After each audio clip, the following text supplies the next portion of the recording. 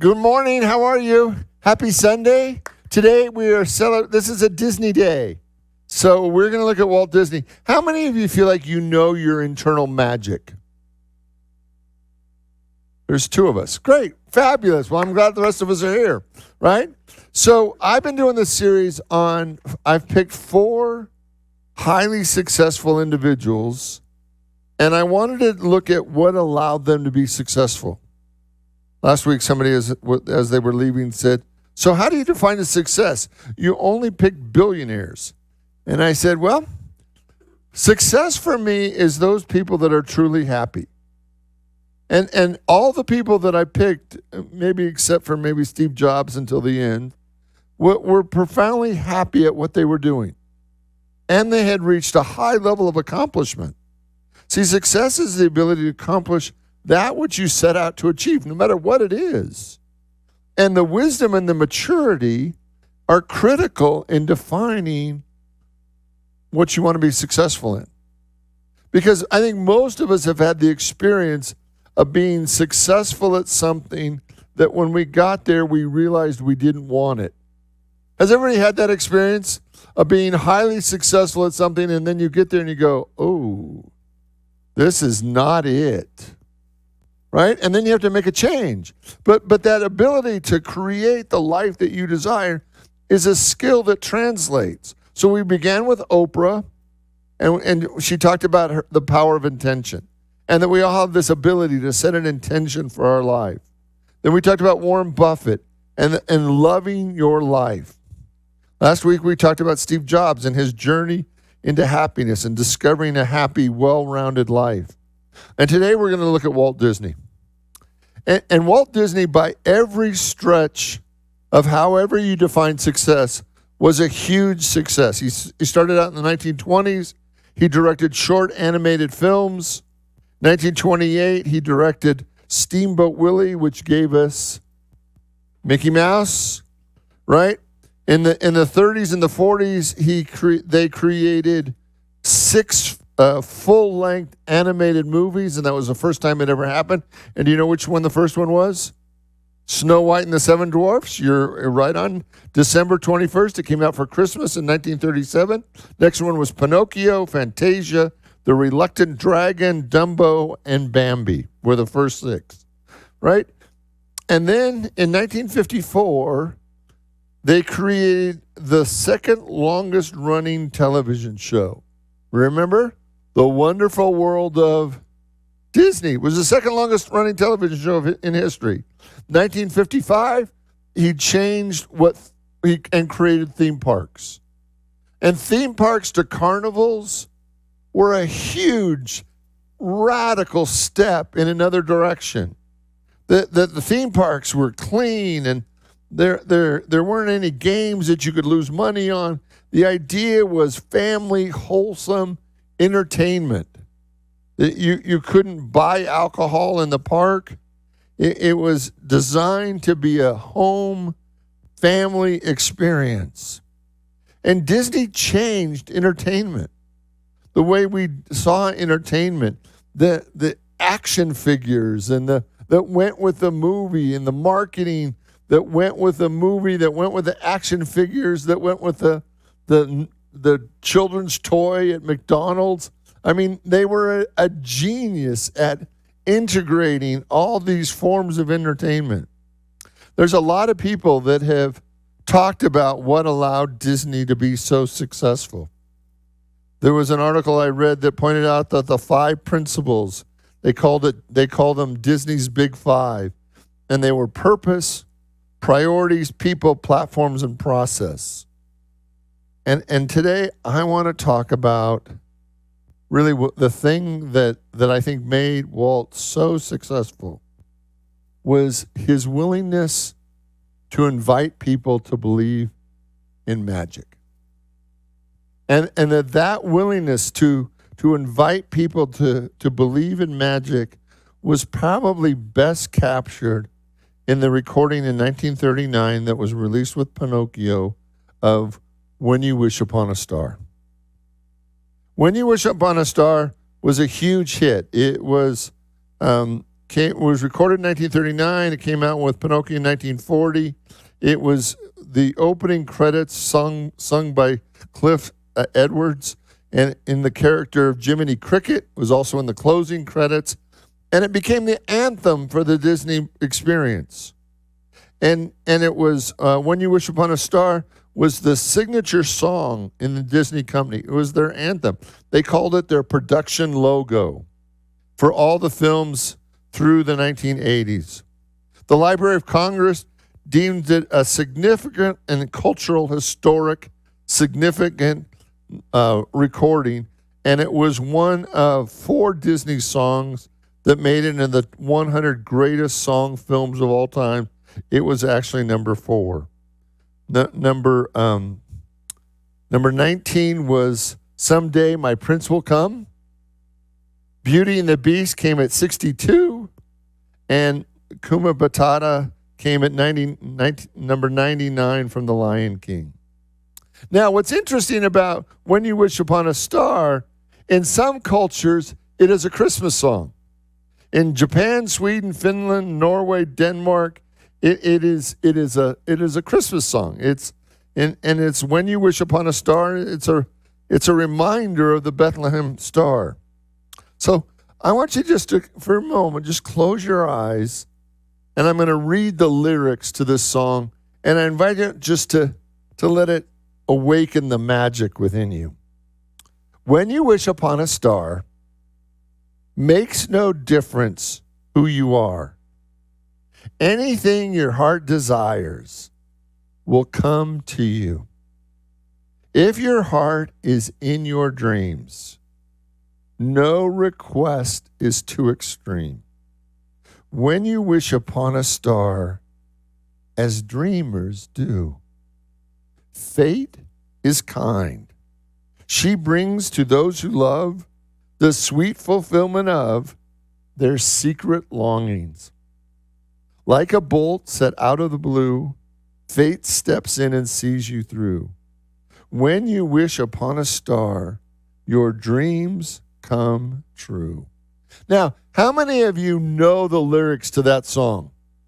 Right? How many of you feel the lyrics to that song, right? That it's so deeply a part of our experience. And what I believe that what's so profound about this is that song came out in 1940, was released in 1940, right? We had just gone through a depression, a First World War. We went through a pandemic at the time in the 1990s, 1919, and then the depression, and then that song came through, and I really think that it was part of the healing of our nation, because it invited us to believe again. It invited us to believe in the power of magic and a hope for a greater world. And I think that every line in that song, I believe, is such an opportunity for us to reconnect with the magic that's within us. And it all begins with When You Wish Upon a Star. That whole imagery of when you wish upon a star is an invitation to take you out of the life that you know right now and to be willing to have the faith to envision a life that is greater than we know. And there's a part of us, right, that lives in doubt, that lives in fear, that doesn't truly believe. And when we hear this first line, when you wish upon a star, there's a part of us that is really challenged to really begin to believe again, to hope again, to have a vision that is greater than the life experience that we're living. When you wish upon a star is an opportunity for us to remember that the power of God, the magic of God is within us all. And it's also a reminder, I believe, of our Lord's Prayer, that on earth as it is in heaven. And so in our human experience, sometimes it gets heavy. Sometimes it gets a little overwhelming. Sometimes it gets scary. And there's this invitation, when you wish upon a star, to see a possibility that is greater than that. And there's a human part of us, our intellect, that wants to argue with that says, don't hope, don't dream, don't allow yourself to wish for anything that is greater than what's right in front of you. Because if you wish for anything that's greater than is right in front of you, you're going to be disappointed. It's not going to happen. And yet, when you wish upon a star, becomes a statement of faith. And then the next line, and this is the one that always got me as a kid. Makes no difference who you are. And that line alone could bring me to tears.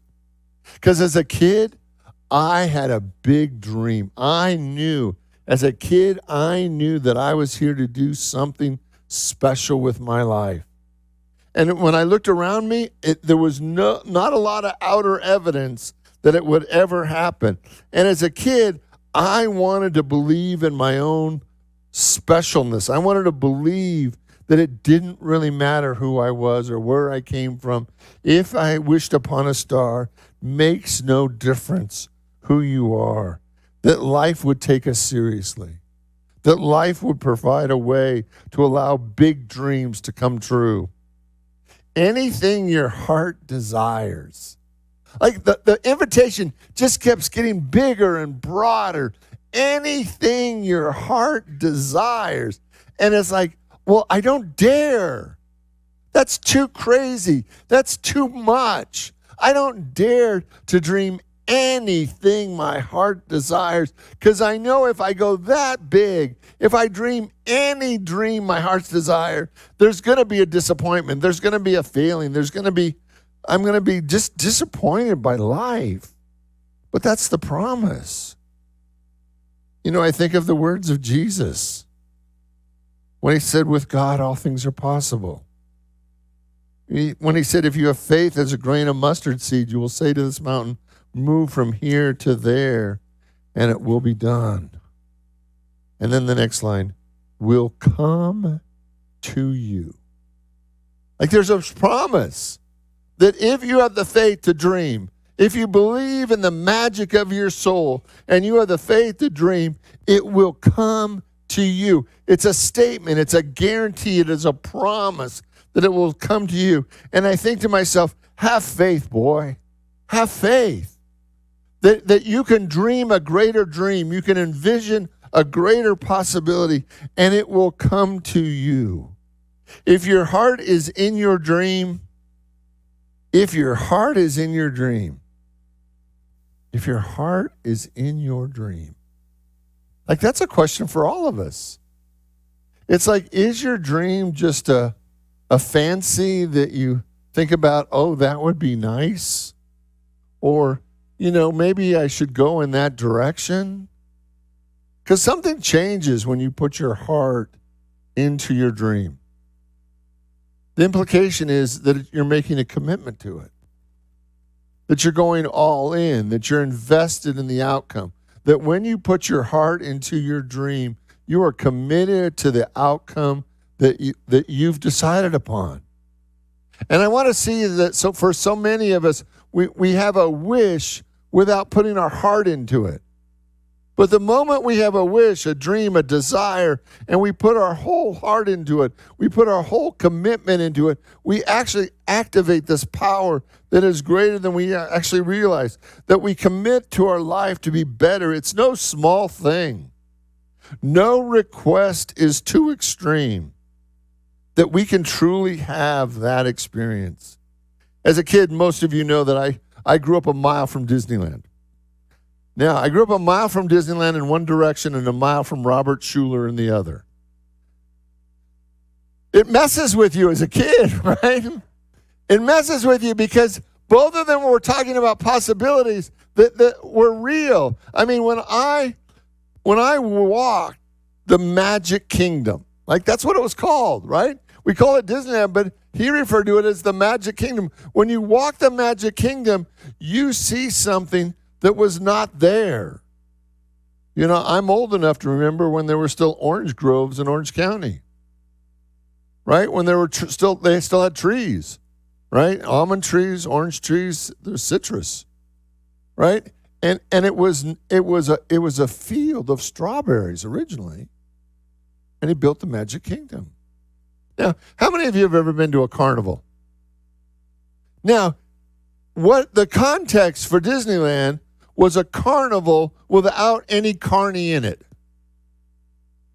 Right? That they wanted to create a carnival that didn't have that feeling, that was about believing in your dreams, and you could actually walk the grounds and go from kingdom to, because that's what they called them. You could go from kingdom to kingdom to kingdom, and it was about magic.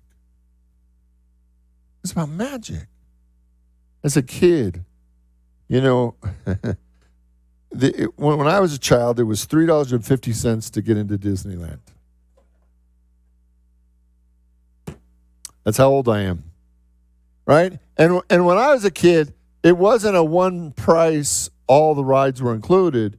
You had to have tickets, right? You had to have tickets, and if you remember, there were A tickets, and those were kind of the weakest rides.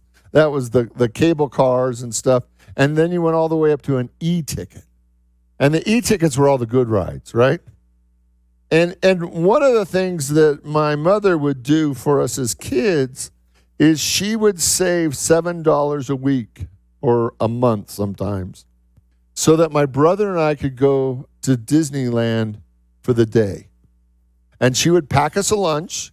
She would give us one ticket so we could get onto Tom Sawyer's Island. And she would drop us off when the park opened. And we were under instructions that we only had one ticket, we didn't, and a dime, I think, to pay for a phone call. And we were instructed to go only to Tom Sawyer's Islands. We had our lunch, and us and a couple friends would spend all day running Tom Sawyer's Island, the bridge, the cave. We just thought it was the greatest place in the world. And then we were instructed that we had to be back at the front of the park by 5:30.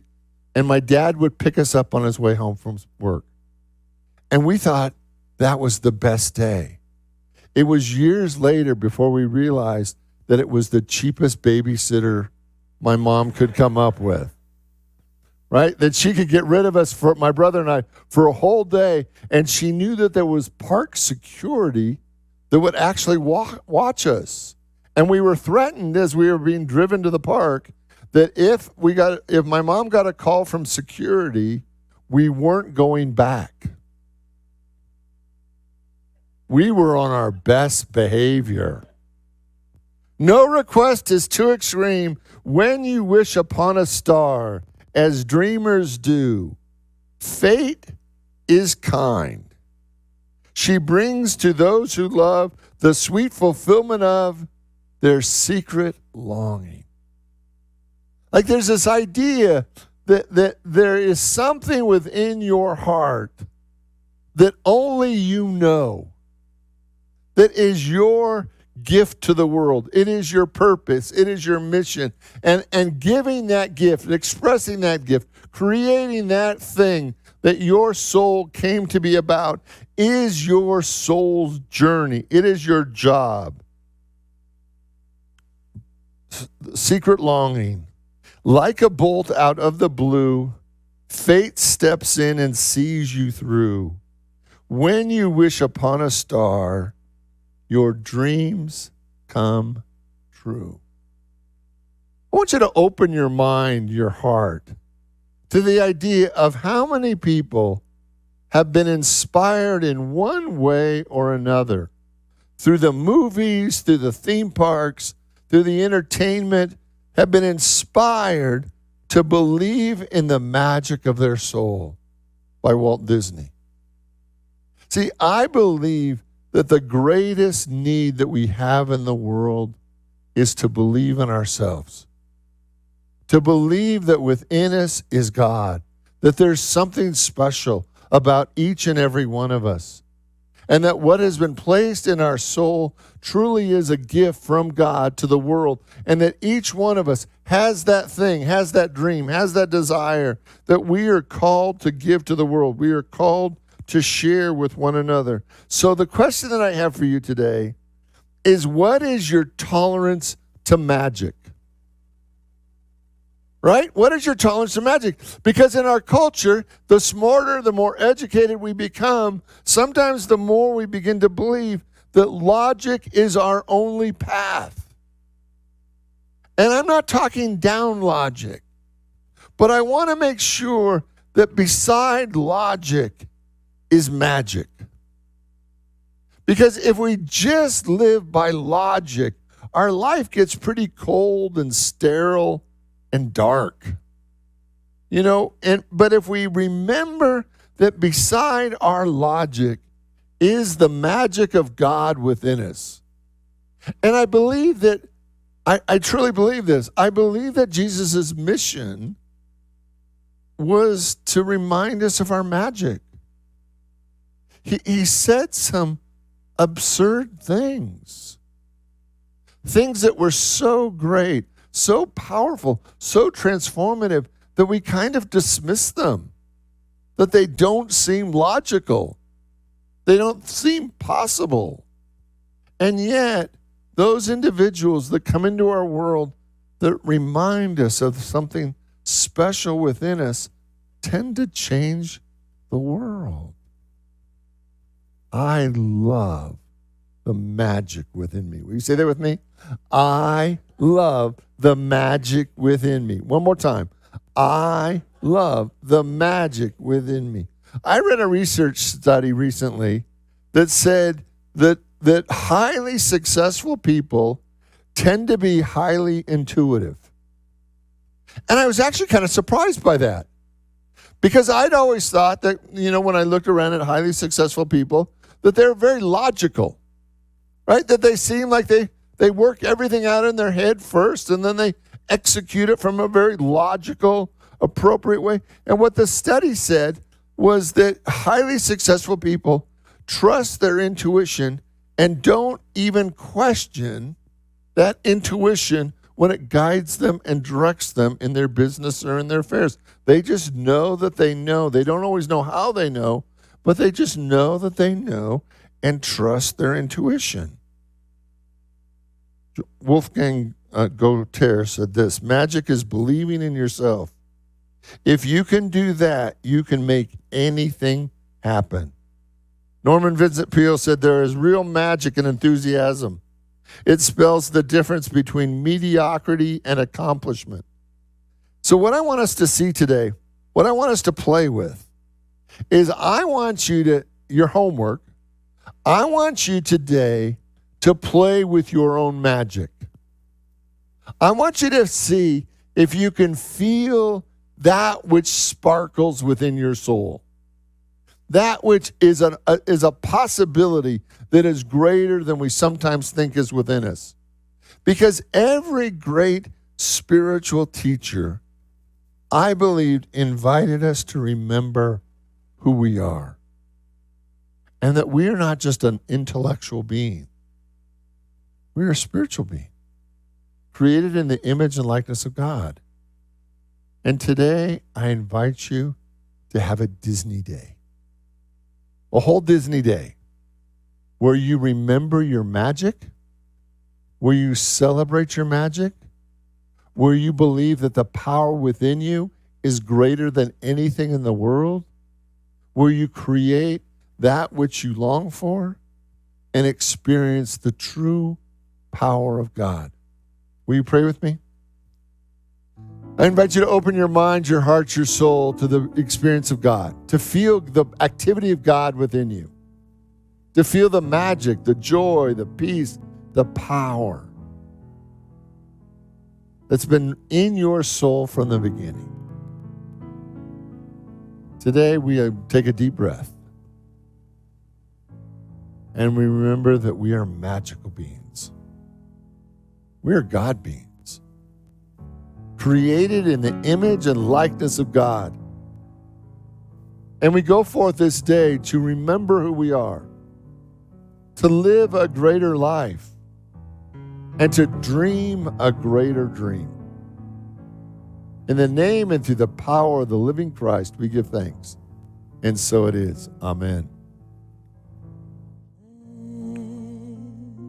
I want you to take a deep breath. And today's our Disney day. So I want you to take a deep breath, and I want you to feel the magic that is within you and all around you. That sometimes our souls get heavy. Sometimes we get sad. Sometimes we get overwhelmed. And we forget that there's magic within us. So today we desire to know all that sparkles within our soul.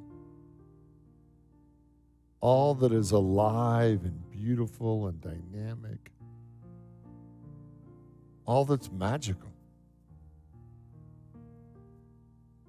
And Jesus came to remind us of our magic.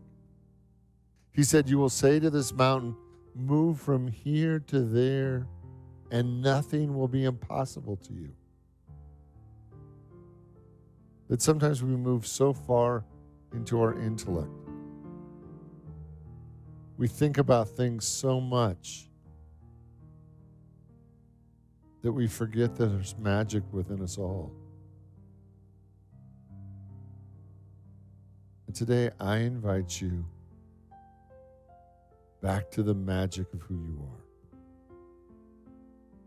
That you were created in the image and likeness of God. That you were created with all the qualities and characters, all the aspects of God. That all the characteristics of God are within you. The love, the peace, the joy, the power, all that God is. The thought for today is I awaken to the magic of my soul. I awaken to the magic of my soul. That Jesus invited us to believe. Believe in more than the things of this world. To believe that God was within us. To believe that we could overcome every obstacle, every situation. I believe in the magic of my soul. I believe.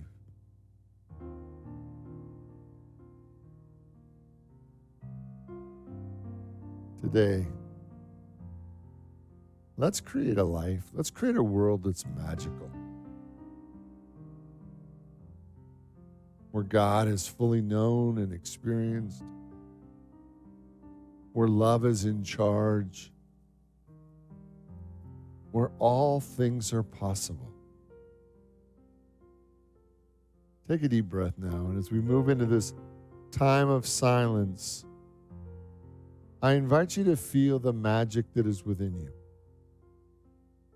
The power of God that is smiling at us. The presence of God that invites us to believe again. To truly know that all things are possible.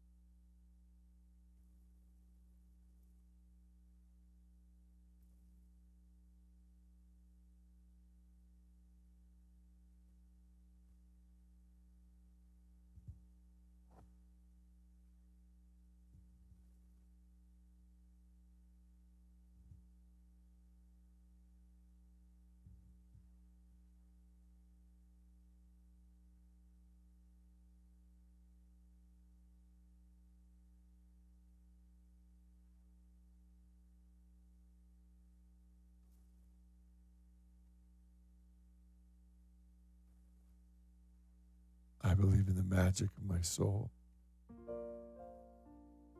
I believe in the magic of God. I believe that all things are possible. I believe that the very Spirit of God is within us all, and that we are here to be overcomers, that we are here to lay hold of the infinite reservoir of God's good and call it forth into our life in ways that are fun and beautiful, joyous and loving.